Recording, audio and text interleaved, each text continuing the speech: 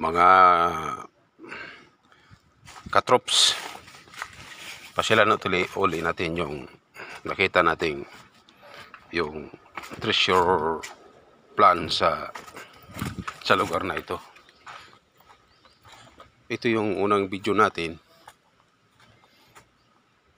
sa lugar na ito. Ito yung may plano dyan, nakasulat yun. Ito yung bamboo, Japanese bamboo. Ayan. Ayan. Ito. Napapansin ko lang mga katrops sa lugar na ito. Ito yung pinakamalaki. May tatlong bato dito na di ko bakit nandito, no? Sila lang dito, tatlong malaking bato. Doon sa sign na tatlo ang tapyas. May tapyas din dito. So may tapyas dyan. Saka yung butas na ito. No? Ito. Saka yung parang ngipin ng palakol na ito, no? Parang ngipin ng palakol. Ito yung video natin nung una. Tapos puntahan natin yung tatlong malaking bato dito, nag-triangle, no? Tara natin dito. Ikot tayo dito.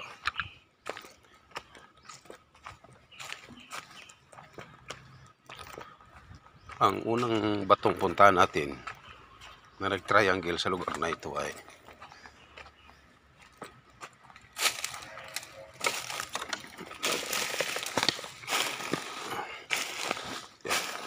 masukal. Itong bato na ito. Ayan. Kung saitan mo yung tinuro ko ng tibag, tapyas, dito yung tinuro. Ito yung bato na ito. Ayan. Ito yung tinuro. Ayan. Tsaka napapansin mo rin yung square na ito, no? I-square. Ito. Yan, no? Square. Para nilagari mo na una, tapos tinibag. Tapos yung pangatlong bato sa lugar na ito, nag-triangle sila. Nag-triangle. Kaya anong masasabi yung mga katrops na mga treasure hunter dyan? Ito.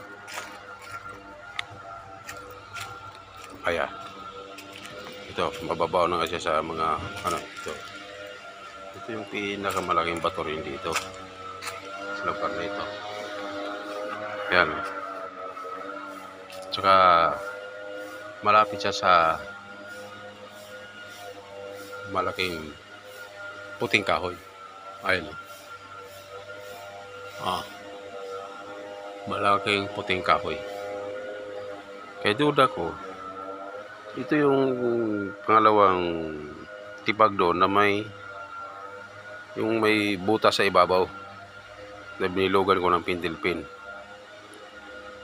Baka ko yung tatlong tibag yun, 1, 2, 3, tatlong bato sa lugar na ito, tsaka yung bandang ibabaw ay yung butas. Ito yung malaking kahoy na ito. Ito yung tinuturo. So malamang dito sa puno ng kahoy na ito, kulay puti. No? Yung pangatong tibag na tatlong tibag din na mag-triangle, tatlong batong mag-triangle. Tapos ibabaw nung tibag, parang mukha ng isda, mukhang pagong. Si ibabaw nun may butas. Baka ito yung tinuturo, yung bato na to o yung kahoy. Malaking kahoy na puti. Kaya pag hinukay ito, sure ball, swap. Yan.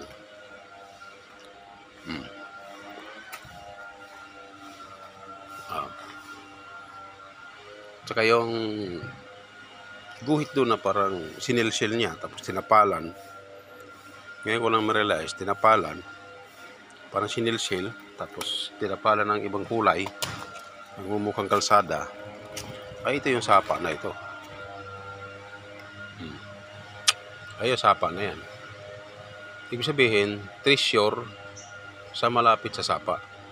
Ayan o. 100% nandito sa puno ng kahoy na ito.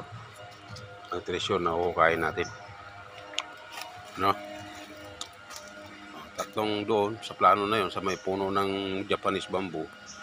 Doon sa lugar na yon. Ayan ang Japanese bamboo, makita mo rito. Ayan ang kulay dilaw.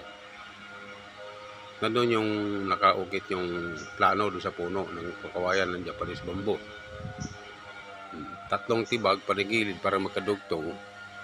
Tapos sa ibabaw ng pangatlong tibag na yung parang may bunganga ng pagong, may butas sa ibabaw. Ito yon.